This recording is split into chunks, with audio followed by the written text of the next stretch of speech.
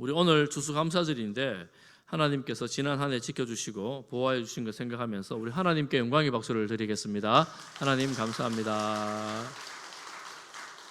그리고 우리 옆에 분하고도 우리 이렇게 인사하겠습니다. 지난 한 해 옆에 있어 주셔서 감사합니다.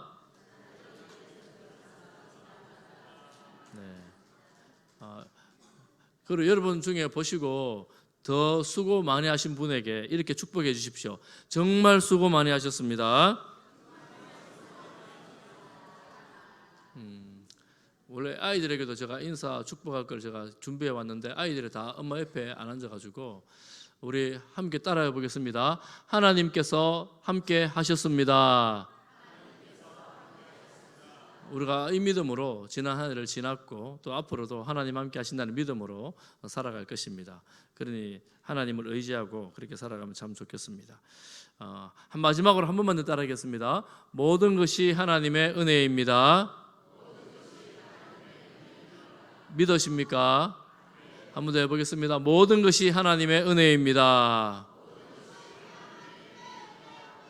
아멘. 네, 정말 모든 것이 다 하나님의 은혜였습니다.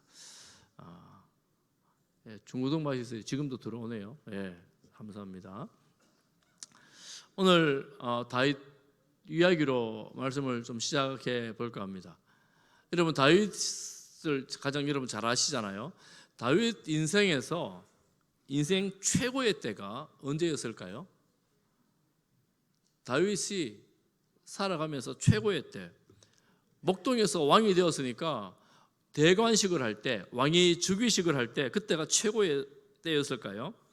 아니면 왕이 된 후에 다윗은 하나님의 약속의 말씀을 따라서 주변 모든 나라들을 하나님의 나라로 다 영토를 확장을 했습니다. 큰 나라를, 최고의 나라를 만들었습니다. 그때였을까요? 아니면 여러분 아는 것처럼 어릴 때 양 치는데 갑자기 아버지가 집에서 오라 해서 집에 와보니까 사무엘이 와가지고 막 들어오는 다윗에게 기름을 붓는 거예요. 다윗이 얼마나 당황스러웠겠습니까? 이런 상황, 뭔가 특별한 상황, 잊을 수 없는 상황, 그때였겠습니까? 아니면 아버지의 심부름으로 형들에게 찾아가서 안부를 좀 물어보고 전황을 보고 와라 그랬던 전쟁터에 나갔더니만 골리앗이, 거인인 골리앗이 앞에 서서 하나님의 이름을 모욕하고 있는 거예요. 그 골리앗을 보면서 의분이 차서 아니 저 나쁜 골리앗 같으니라고 그래서 물맷돌 들고 나가서 물맷돌로 골리앗을 딱 넘어뜨리고 죽였을 때일까요? 이런 인생을 쭉 다윗의 인생을 쭉 돌아보면 정말 어릴 때부터 이 마지막 때까지 너무나 다양한 삶을 살았습니다. 생각해 보니까 제가 지난주에 순장 모임할 때 물어보니까 골리앗 죽였을 때지 이렇게 다들 말씀하시더라고요. 아마 어린 그 나이에 그 적장 거인 골리앗을 넘어뜨렸으니 얼마나 대단한 일이었습니까? 아마 그때 아니었겠어요? 그리고 그 전쟁에서 마치고 이 성으로 들어가는데 성 안에서는 다 이게 승리의 축제를 하고 있는 거예요.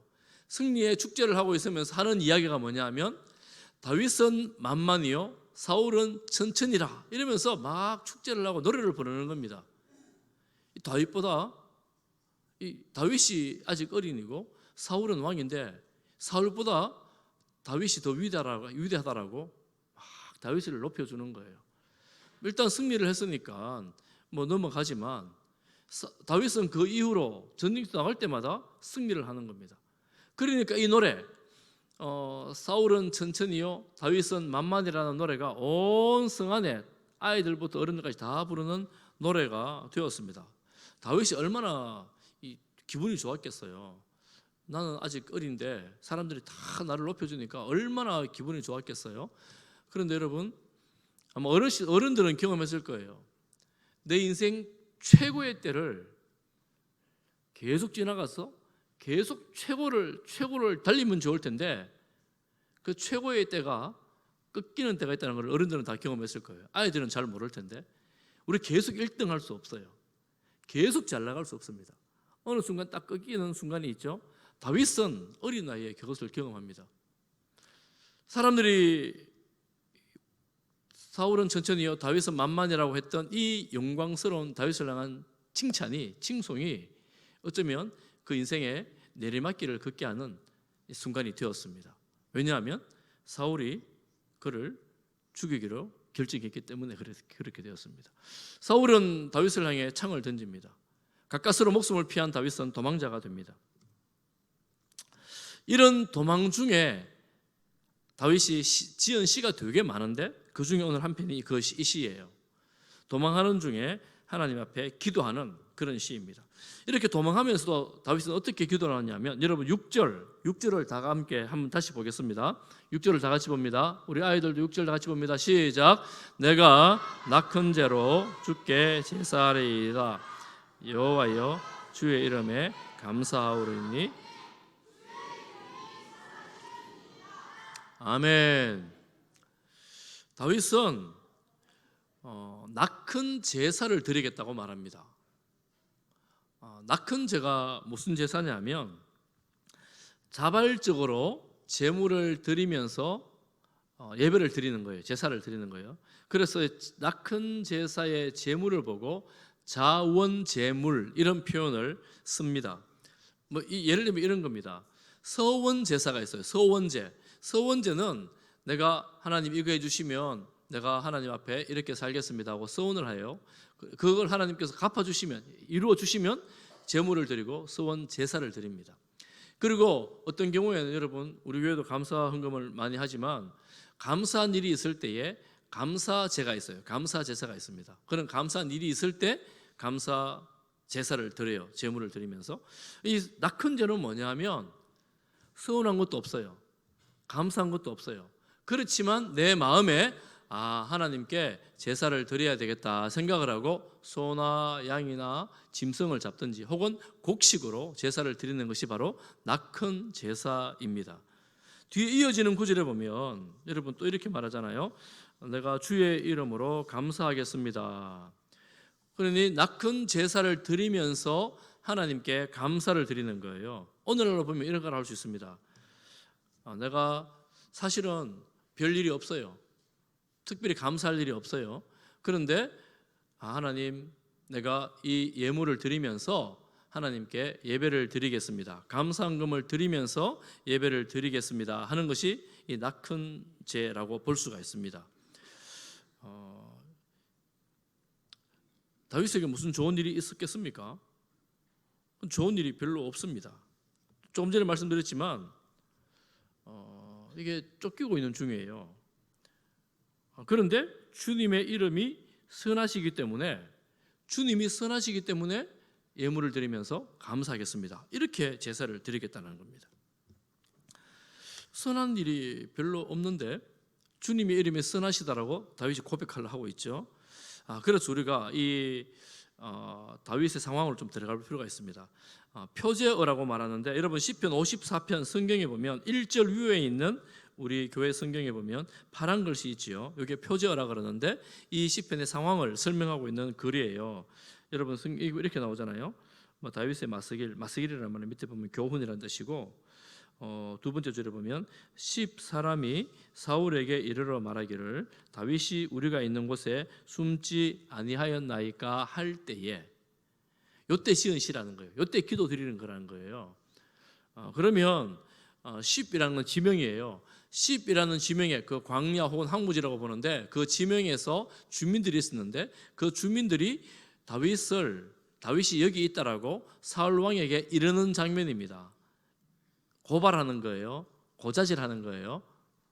고자질은 별로 좋은 건 아니잖아요. 일단 고자질을 하는 거예요. 그리고 전국에 방을 붙여놓은 상황이었는데요. 그렇게 된 겁니다. 이거 언제냐면 사울이 다윗을 죽이기 위해서 끝까지 추격하는 중이었습니다.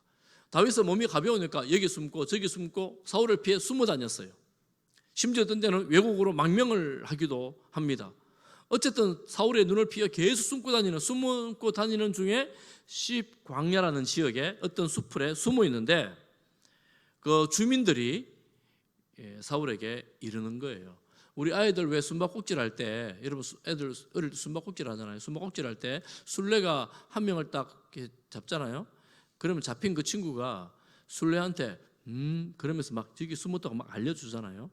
애들 그러지요, 여러분? 그럴 때 있어요. 보면 고마워요. 네, 그럴 때 있는데 지금 이 수풀에 살던 주민들이 딱 곧짝인 거예요.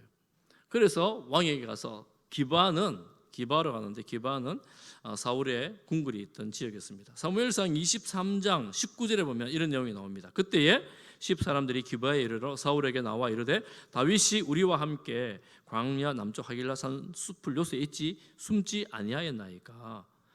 20절에 보면 이렇게 말하는 거예요. 그러니까 왕이 내려오시기를 원하시는 대로 내려오소서. 왕이 언제든지 내려오면 그를 왕의 손에 넘길 것이 우리의 의무다, 이렇게 말합니다. 우리가 잡아서 왕께 드리겠습니다. 왕이 언제든지 내려오시기만 하면 잡아 드리겠습니다.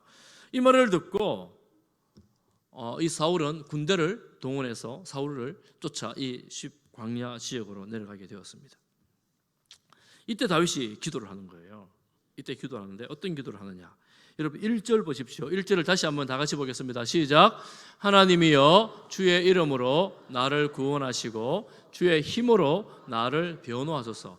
하나님을 변호사로 세워놓고 하나님 내가 억울합니다. 하나님 내가 원통합니다. 내가 저 군대 사울로부터 도망달릴 일이 뭐가 있습니까? 내가 무슨 잘못을 했습니까? 하나님 변호해 주십시오. 하나님 능력이 있으니까 하나님 도와주십시오. 이렇게 하나님을 변호사로 세워놓고 하소연을 하고 있는 거예요. 그리고 2절에 보니까 여러분 2절도 같이 한번 읽어볼까요? 2절입니다.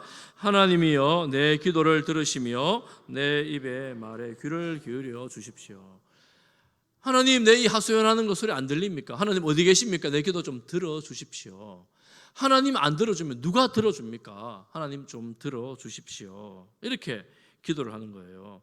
하나님 내가 어떻게 될지 모릅니다. 하나님 도와주십시오. 이렇게 말하는 겁니다. 3절에는 더 구체적입니다. 낯선 자들이 일어나 나를 친대요. 낯선 자들은 아마 그 광야에 살던 주민들이겠죠. 아니 그들이 언제 봤다고 나를 고발하고 일러주고 나를 이렇게 힘들게 할까? 그리고 말합니다. 포악한 자들이 나의 생명을 수색합니다. 사울의 군대가 이미 다윗에게 와서 이 숲을 이제 샅샅이 뒤지기를 시작하는 거예요. 하나님 내가 지금 어디로 숨을지를 모르겠습니다. 그래서 숨지겨 숨어 있는 거예요. 어떻게 될까? 언제 잡힐까? 그러면서 기도하는 거예요. 여러분 이때 다윗이 가졌던 한 가지 정체성이 있습니다. 다윗의 어쩌면 위대한 한 면이 바로 이것인데 3절 하반절에 보면 그를 치는 그 사람들, 수색하는 그 군대들, 그들은 뭐라고 말합니까? 하나님을 자기 앞에 두지 아니하였습니다. 나를 잡으려고 몰려오는 저들은 하나님을 모르는 사람들입니다. 하나님을 외면하는 사람들입니다. 사실은 그 사람들도 이스라엘 사람들이었어요. 사울도 이스라엘 사람이에요. 그럼 다윗이 특별한 정체성이 있는데 그게 뭐냐면 나는 하나님 편에 있는 사람입니다. 저 사람들은 하나님 편에 있지 않습니다. 그러니까 저들로부터 나를 보호해 주십시오 하는 거예요. 여러분 예수님을 믿는 성도들이 가져야 될 정체성이 바로 이것입니다. 세상이 뭐라고 하든 우리를 어떤 궁지에 몰아넣든 우리는 정체성이 뭐예요? 하나님, 나는 하나님의 사람입니다. 하나님 보호해 줄 수 있는 보호를 받는 사람입니다. 이 정체성입니다. 다윗은 뭐예요? 나는 하나님께 기름 부음 받은 사람입니다. 이런 정체성이에요. 여러분 이런 확고한 정체성을 가지고 살아가시기를 바랍니다. 내가 예수님을 믿으니까 하나님의 백성이 되었고 하나님의 자녀가 되었습니다. 바로 이거예요.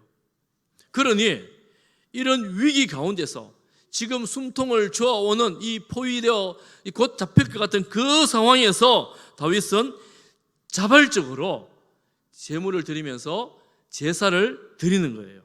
감사함으로 제사를 드리는 거예요. 인생이 캄캄한데 아직 이 길이 보이지 않는데 감사함으로 제물을 드리며 예배를 드리는 것입니다. 여러분 참 쉽지 않지요? 요즘 참 어려워요. 제가 지난주에 우리 교회 주일학교 아이가 만나게 됐어요. 주중에 인상이 약간 밝지 않아가지고 제가 물었어요. 초등학교 저학년, 학년을 말하면 누군지 다 아니까 저학년인데 잘 지내냐? 그래 잘 지낸대요. 인생이 얼굴이 좀 어두워서 힘들지 그러니까 힘들어요 막 이러더라고. 초등학교 저학년인데 인생이 얼굴이 벌써 힘들어 너무 힘들어요 막 이러면서 막 이래요. 여러분 초등학교 저학년이 초등학교 여러분 힘들어요? 말을 못하네. 힘들대요 애들이. 애들이 힘들대요.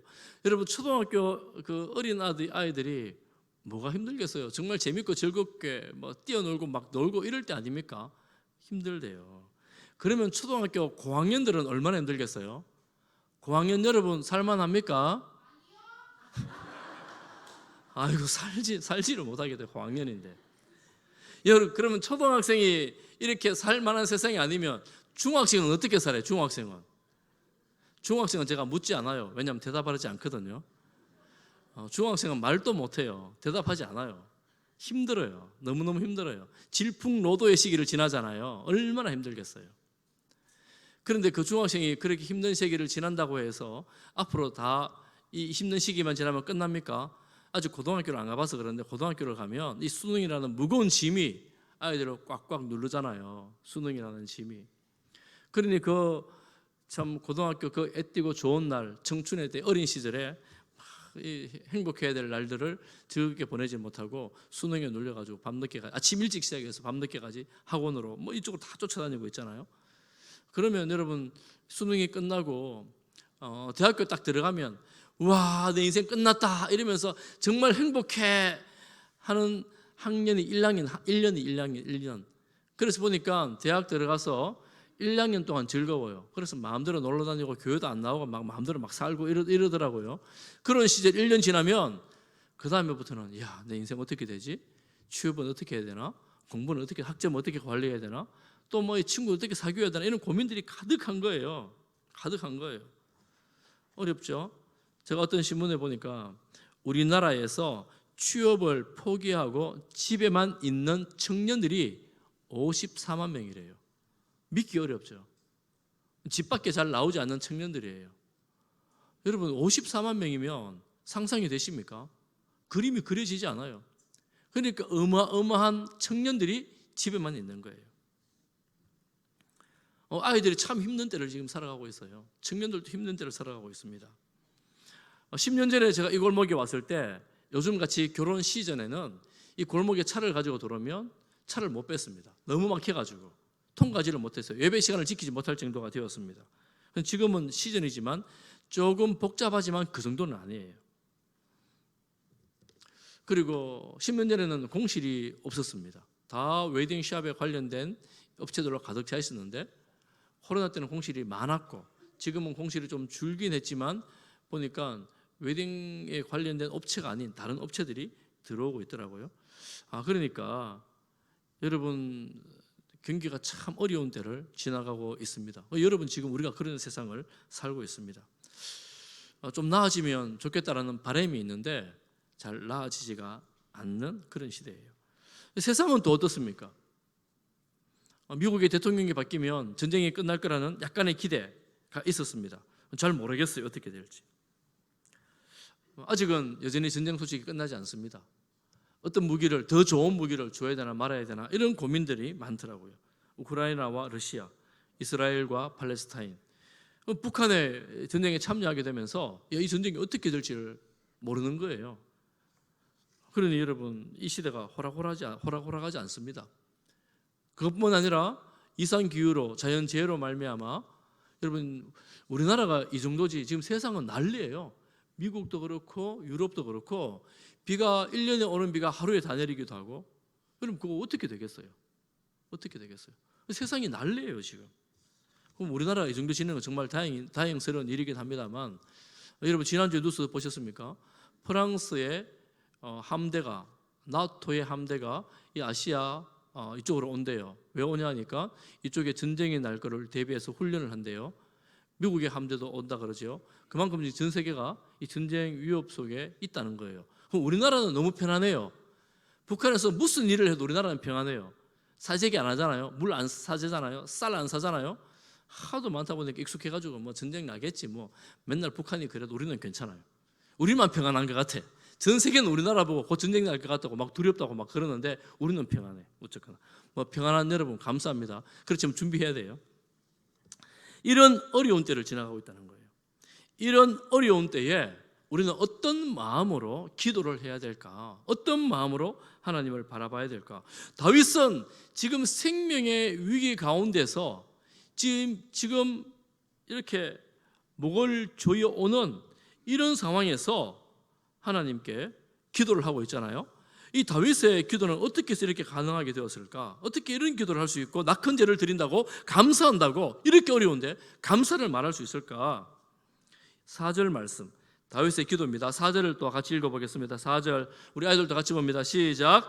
하나님은 나를 돕는 이시며 주께서는 내 생명을 붙들어 주시는 이시니이다. 아멘. 다윗에게는 확신 한 가지가 있었습니다. 큰 확신, 확실한 신뢰. 하나님만이 나를 도울 수 있다. 이거예요. 하나님만이 나를 돕는 분이시다. 그리고 내 생명은 하나님께 있다. 사울이 지금 포위망을 좁혀오면서 나를 죽이려고 하지만 내 이 생명은 그들도 마음대로 하지 못한다. 이 생명은 하나님이 붙들고 있다라고 확신을 했습니다. 우리가 이 땅에 살아가면서 이 확신이 정말 중요합니다. 확신이 있는 삶과 확신이 없는 삶은 여러분 삶의 질이 정말 너무너무 달라요. 하늘 땅이에요. 확신이 있는 삶은 이 위기 가운데서도 하나님 도와주시는 분이라고 큰 소리로 확신 있게 요청을 하고 내 생명은 하나님께 붙어 있다라고 단호하게 말할 수가 있습니다. 요청합니다. 하나님이 내 생명 붙들어 주잖아요. 저 사람들은 내 생명 어떻게 하지 못하잖아요. 이렇게 소리를 치는 거예요. 여러분 이 확신이 있으십니까? 저를 한번 따라해 보겠습니다. 하나님이 도와주십니다. 하나님께서 붙들어 주십니다. 하나님께서 우리 삶에 개입하셔서 도와주시고 하나님이 우리의 생명의 주인 되시기 때문에 우리 생명을 붙들어 주실 것을 믿습니다. 다윗은 그 확신이 있었습니다. 확실한 신뢰가 있었습니다. 여러분 그리고 다윗은 두 번째 보면 여러분 5절을 우리 함께 읽어보겠습니다. 5절입니다. 시작. 주께서는 내 원수에게 악으로 갚으시리니 주의 성실하심으로 그들을 멸하소서. 여러분 다윗의 기도가 좀 과격합니다. 하나님 원수 사랑하라 그랬는데 다윗은 원수를 악으로 갚아주십시오. 하나님 정말 성실하신 분이시고 신실하신 분이신데 하나님 그 신실하심으로 저 원수들을 망하게 해주십시오. 멸망시켜 주십시오. 이렇게 기도를 하는 거예요. 다윗이 그렇게 기도한 적이 있어요. 여러분 우리도 그래요. 우리도 보면 신앙생활하면 좀 괜찮을 때 좀 우아하고 좀 교양 있고 말도 그렇고 태도도 그렇고 좀 이렇게 우아하게 신앙생활 하잖아요. 그런데 여러분 내 생명이 왔다 갔다 하고 굶어 죽을 지경이 되고 야 이러다가 너 어떻게 되겠다 싶으면 우아하고 교양 있는 게 무슨 소용이 있겠어요? 주여 살려주십시오. 도와주십시오. 저 원수들이 나를 지금 죽이려고 목을 막 조이고 있어요. 저 원수들 빨리 좀 어떻게 좀 해주세요. 막 이렇게 기도하는 거예요. 이게 우리가 주님 이름을 부르는 우리의 삶입니다. 그런데 여러분 다윗의 기도에 특징이 있습니다. 다윗은 뭐라고 기도하냐면 다시 한번 볼게요. 주께서는 내 원수에게서 악으로 갚으시리니 주의 성실함으로 그들을 멸하소서. 다윗이 직접 원수를 갚지 않습니다. 다윗은 이 원수 갚는 것을 주님께 맡기는 거예요. 하나님께서 저들을 처단해 주십시오. 이렇게 기도하는 거예요. 여러분 우리나라의 과거에 유명한 영화들 보면 원수 갚는 얘기가 되게 많습니다. 옛날 중국 영화가 늘 그런 거예요. 원수 갚는 영화입니다. 저 원수가 우리 아버지를 딱 치면 아들이 입산수도 해가지고 무드를 닦아가지고 딱 정리이 돼서 그 원수를 갚으면 또 그 집 아들이 입산수도 해가지고 또 이 원수를 갚고 그래서 중국 영화는 계속 나와요. 지금은 좀 안 나오죠. 옛날에는 그게 주요 스토리였어요. 계속 원수를 갚아요. 그런데 우리 성경에서 뭐라 그럽니까? 원수 갚는 것을 하나님께 맡겨라 이렇게 말씀하죠. 다윗의 이 기도는 원수 갚는 것을 하나님께 맡기는 거예요. 실제로 다윗은 그 원수를 직접 갚지 않습니다. 사울을 직접 죽일 수 있는 기회가 두 번이나 찾아왔는데 다윗은 사울을 직접 죽이지 않습니다. 어떻게 합니까? 하나님께 맡기는 거예요. 위탁합니다. 전적으로 위탁합니다. 전적 위탁. 이것이야말로 우리 그리스도인들이 주님의 제자로서 선택해야 될 삶의 태도입니다. 전적으로 하나님께 맡기는 거예요. 위탁하는 겁니다. 내가 가끔 혹시 그런 생각 들잖아요. 내가 저 원수를 한번 갚아줘야 되겠다. 기회를 한번 봐야 되겠다. 이러면서 내가 갚아주리라 이러면서 날짜도 준비하고 이거 준비하고 자료도 막 모아가지고 내가 원수를 한번 딱 갚아가지고 저 원수야 죽어라 뭐 이렇게 할 수 있잖아요. 근데 이게 하나님 보시기에 기쁜 합당한 태도가 아니라는 거예요. 하나님께 원수 갚는 것을 맡길 때에 하나님께서 어떻게 하시는가? 7절 하나님께 어떻게 하시는지 봅니다. 7절 같이 봅니다. 시작. 참으로 주께서는 모든 환난에서 나를 건지시고 내 원수가 보응받는 것을 내 눈이 똑똑히 보게 하셨나이다. 하나님께 맡겼더니만 하나님께서는 환난에서 건져주실 뿐만 아니라 내 눈이 똑똑히 보게 하셨다 이렇게 고백합니다. 다윗은 이미 그 사울을 피해 도망 다니면서 기적 같은 구원으로 그를 보호하신 것을, 그를 건져주신 것을, 그를 구원하신 것을 여러 차례 경험을 했습니다. 지금 이 상황에도 지금 사울의 부대가 자꾸 다가오는데 그런 경험을 합니다. 사무엘상 23장 26절에 보면 사울이 이 산 이쪽에서 가매 다윗과 그의 사람들은 산 저쪽으로 가며 다윗이 사울을 두려워하여 급히 피하려 하였으니 이는 사울과 그의 사람들이 다윗과 그의 사람들을 애워싸고 잡으려 함이었더라. 포위가 된 거예요. 더 이상 도망갈 데가 없게 된 거예요. 이렇게 된 거예요. 그때 무슨 일이 일어나는가? 23장 27절 한번 같이 볼까요? 시작. 전령이 사울에게 와서 이르되 급히 오소서 블레셋 사람들이 땅을 침노하나이다. 블레셋이 갑자기 공격해 오는 거예요. 지금 요 포위만 조금만 좁히면 다윗을 딱 잡을 텐데 이 동안의 던쥐 잡을 텐데 블레셋이 공격해 오니까 일단 나라를 지켜야 되니까 이 사울이 군대를 철수해서 이 블레셋 사람으로 가는 거예요. 이 구절이 28절이거든요. 이에 사울이 다윗 뒤쫓기를 그치고 돌아와 블레셋 사람들을 치러 갔으므로 그곳을 이름을 뭐라 했다고요? 셀라 하마 느곳. 엄청 어려운데 이 뜻이 뭐냐 하면 분리하는 바위 이런 뜻이에요. 분리하는 바위. 무엇을 분리하는가? 사울의 군대와 다윗을 분리하는 거예요. 요 바위만 딱 넘으면 다윗은 도간의 던지로 딱 잡혔는데 요 사이에서 하나님이 다윗을 딱 살려주신 거예요. 요 바위 하나를 두고. 그래 하나님이 다윗을 구원하시는데 다윗 눈앞에서 똑똑히 보게 하시는 거예요. 다윗이 막 급한 마음으로 하나님 살려주십시오. 내가 지금 죽게 되었습니다. 저 포위에서 몰려들어오는 군인들 보십시오. 막 죽게 이렇게 말하는데 갑자기 그 군인들이 스르르 빠져가 다 가는 거예요. 나중에 알고 보니까 저 블레셋 군대 치러 간 거예요. 이런 일이 어디 있습니까 세상에. 그런데 여러분 놀랍게도 이런 일들이 일어날 때 하나님을 모르는 사람들은 이렇게 말하죠. 그거 우연이야 이렇게 말합니다. 내가 정말 어려웠는데 갑자기 누군가의 도움을 입었어요. 야, 운 좋네, 행운이야 이렇게 말하죠.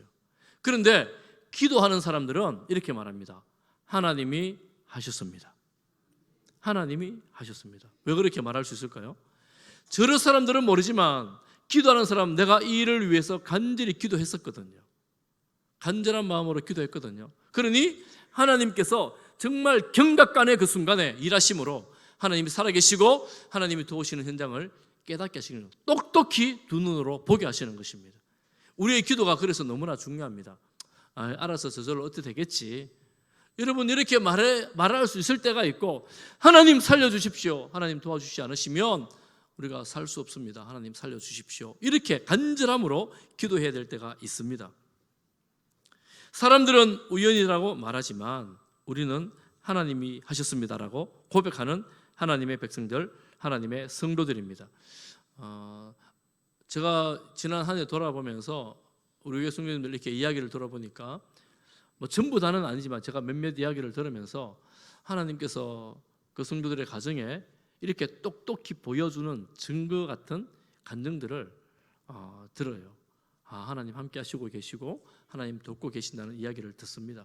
제가 말씀을 다 들을 수는 없지만 여러분 이번에 소그룹하면서 혹시 여러분 기도하면서 그런 응답을 받았던 것들, 어려운 중에 하나님의 도우심을 구했던 것들 여러분 나눌 수 있기를 바랍니다.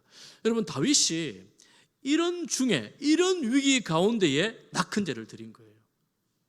그리고 감사함으로 주 앞에 예배를 드린 거예요. 여러분 이게 놀라운 일 아닙니까? 어떻게 이럴 수가 있겠어요? 일반적인 사람들은 할 수 없는 것입니다. 정말 하나님이 돕는다는 확신이 없는 사람들은 이런 위기 가운데 그런 기도할 수 없죠. 맡기지 못하는 사람들은 하나님께 예배 드릴 수 없죠. 그러니 이런 위기 가운데서 기도함으로 두 눈으로 똑똑히 하나님을 경험하는 체험을 하게 된 것입니다. 사랑하는 성도 여러분, 우리가 지금 어려운 시대를 지나고 있잖아요. 아까 아이들도 어렵다 그러고 경기도 어려운 세계도 어려운 지경에 있는데 이런 어려운 중에 하나님을 신뢰하며 하나님께 맡기고 여러분 간절히 기도하며 또 낙헌제로 주 앞에 나올 수 있기를 축복합니다. 하나님께서 도우시고 일하실 것을 믿습니다.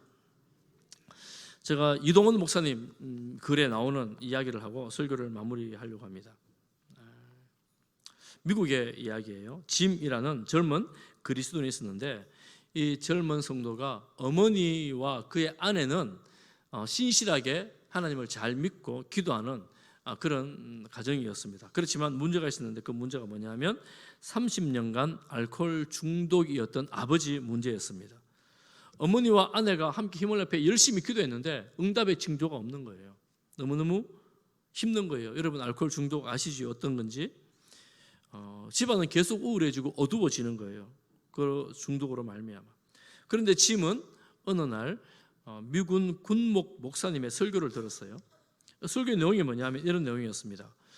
우리를 고통스럽게 하는 환경을 변화시켜 달라는 기도보다 먼저 범사에 감사하고 찬양하라, 이런 내용이었습니다. 왜 그렇게 해야 되냐면 우리를 괴롭히는 그 상황에도 하나님의 뜻이 있기 때문이다.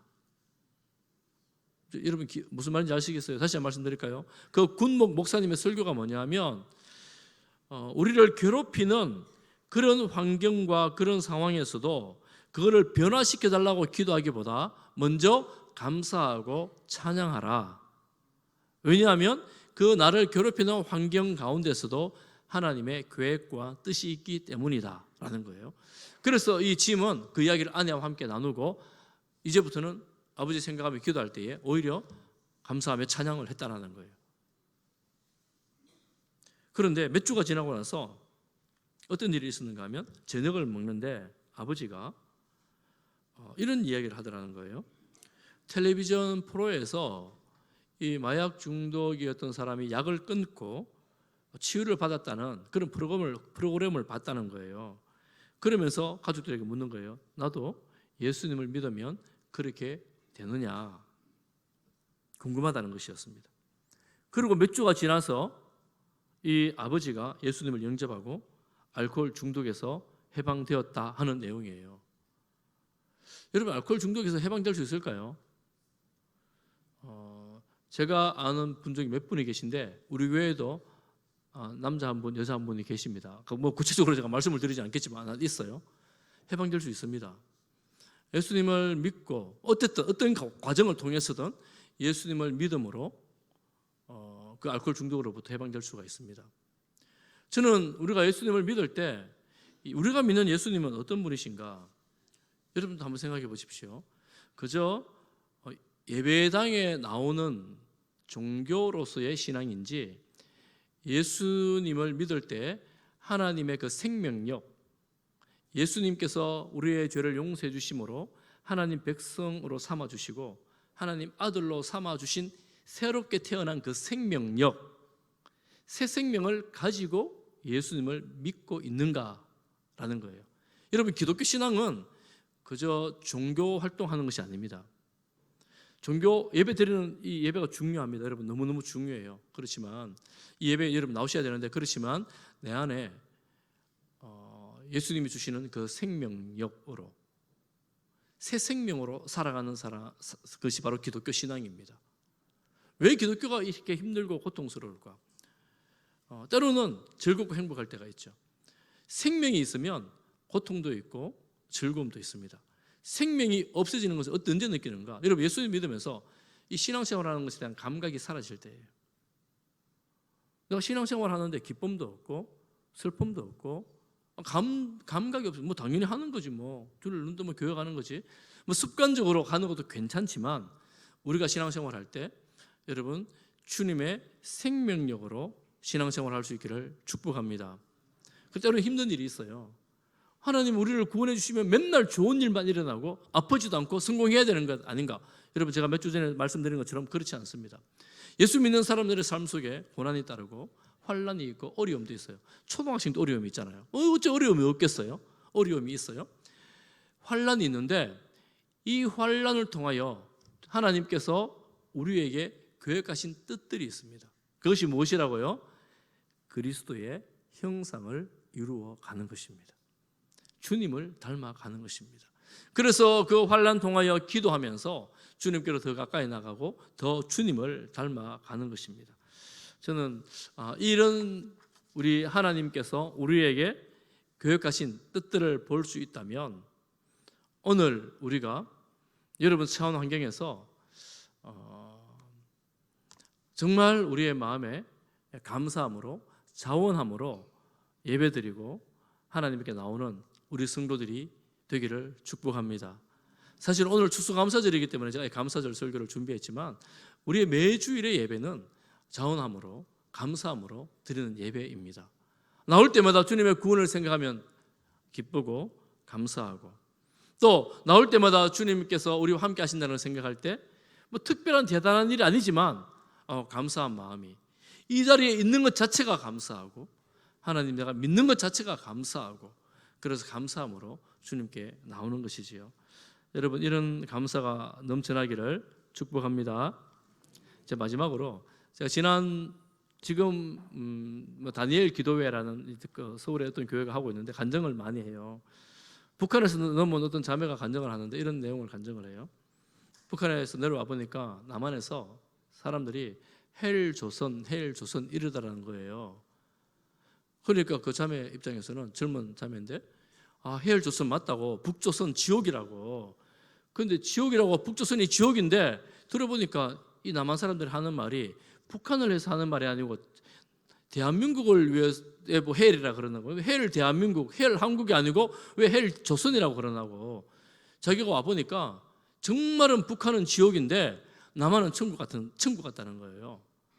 너무나 다른 환경에서 이런 곳에 살면서 헬이라고 말하는 것이 이해가 되지 않는다라는 거예요. 그런 요지였습니다. 사실은 우리가 살면서 이런저런 상황을 비교하면 참 지옥 같다 이런 생각이 들 수 있을지 모르겠으나 하나님의 은혜를 생각하고 하나님 앞에 우리 자신을 바라볼 때 하나님과 동행할 때 정말 감사하다. 이런 환경에 살아갈 수 있는 것, 예배드릴 수 있는 것 너무 고맙고 감사하다. 여러분 그런 마음 들지 않나요? 이 감사함으로 주님 바라보고 신앙생활할 수 있기를 축복합니다. 그래서 오늘 여러분 소그룹할 때 잘 돼서 감사하고 혹 과정 중에서 힘든 과정 중에서 있어도 그것으로 인하여 감사하는 그리고 예배드리는 찬양하는 우리 성도님을 다 되시기를 주님의 이름으로 축복합니다.